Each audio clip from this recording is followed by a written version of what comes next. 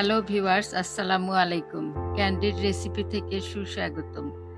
আজ আমি আমার ছাদ বাগানের কিছু শাক দিয়ে পাকোড়া বানিয়ে দেখাবো। যেকোনো শাক দিয়েই এই পাকোড়াটা বানানো যায়। আমি আমার এই ছাদ বাগান থেকে কিছু পুঁই শাকের পাতা নিয়েছি, মিষ্টি আলুর পাতা, মিষ্টি কুমড়োর পাতা, লাউ পাতা,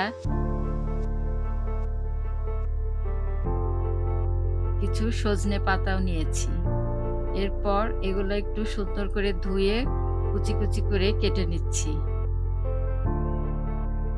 ১ চামচ করে আমি হলুদ গুঁড়ো, মরিচ গুঁড়ো, ধনিয়া গুঁড়ো ও চাট মসলা দিয়ে দিলাম।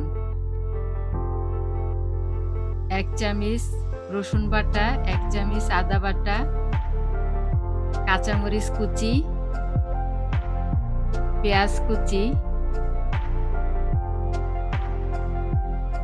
আধা কাপ আমি বেসন দিয়ে দিলাম।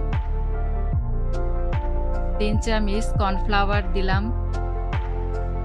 বেসনের বদলে আপনারা চালের গুঁড়িও ব্যবহার করতে পারেন। স্বাদমতো লবণ, একটু নেড়ে চেড়ে দিলাম। এখন একটি ডিম দিয়ে দিব। ডিমটা দিলে খেতে অনেক ভালো লাগে। শাকের পাকোড়া, সেজন্য আমি একটু রসুন কুচিও দিলাম। তারপরে মেখে নিচ্ছি। সামান্য কিছু পানি দিয়ে দিলাম। বেশি পাতলা করব না, একটু ঘন করেই মেখে নিব। তেলটা গরম হয়ে গেলে আমি আস্তে আস্তে করে পাকোড়াগুলো দিয়ে দিব।